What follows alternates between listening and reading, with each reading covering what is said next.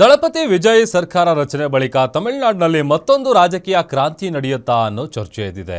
ತಮಿಳುನಾಡು ಬಿಜೆಪಿಯ ಮಾಜಿ ರಾಜ್ಯಾಧ್ಯಕ್ಷ ಕೆ ಅಣ್ಣಾಮಲೈ ಅವರು ಶೀಘ್ರದಲ್ಲೇ ಹೊಸ ರಾಜಕೀಯ ಪಕ್ಷ ಸ್ಥಾಪಿಸುತ್ತಾರೆ ಎಂಬ ಸುದ್ದಿ ತಮಿಳುನಾಡು ರಾಜಕೀಯದಲ್ಲಿ ದೊಡ್ಡ ಸಂಚಲನ ಮೂಡಿಸಿದೆ. ಕೇವಲ ಯುವ ಸಮೂಹ ಟಾರ್ಗೆಟ್ ಇಟ್ಕೊಂಡು ಮಕ್ಕಳ್ ಶಕ್ತಿ ಇಯಕ್ಕಂ ಅನ್ನೋ ಹೆಸರಿನಲ್ಲಿ ಅಣ್ಣಾಮಲೈ ಪಕ್ಷ ಸಂಘಟನೆ ಮಾಡಲಿದ್ದಾರೆ ಅಂತ ಹೇಳಲಾಗ್ತಾ ಇದೆ.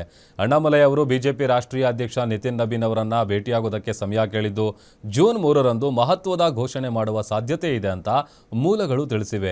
ಈ ಬೆಳವಣಿಗೆ ರಾಜಕೀಯ ವಲಯದಲ್ಲಿ ದೊಡ್ಡ ಕುತೂಹಲವನ್ನ ಮೂಡಿಸಿದೆ. ಇತ್ತೀಚೆಗೆ ಕೇಂದ್ರ ಸರ್ಕಾರದ ತ್ರಿಭಾಷಾ ನೀತಿಗೆ ಅಣ್ಣಾಮಲೈ ಬಹಿರಂಗವಾಗಿ ವಿರೋಧ ವ್ಯಕ್ತಪಡಿಸಿದ್ರು.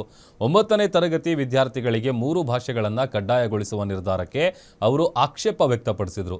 ಈ ವಿಷಯದ ಬಳಿಕ ಬಿಜೆಪಿ ನಾಯಕತ್ವದೊಂದಿಗೆ ಅವರ ಭಿನ್ನಾಭಿಪ್ರಾಯಗಳ ಬಗ್ಗೆ ಚರ್ಚೆಗಳು ಕೂಡ ಹೆಚ್ಚಾಗಿದೆ.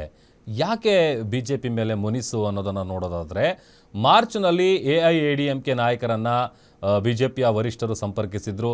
ಎಐಎಡಿಎಂಕೆ ಜೊತೆಗೆ ಬಿಜೆಪಿ ರಾಜಿ ವಿಚಾರದಲ್ಲಿ ಅಣ್ಣಾಮಲೈಗೆ ಭಾಳ ಬೇಸರ ಇದೆ.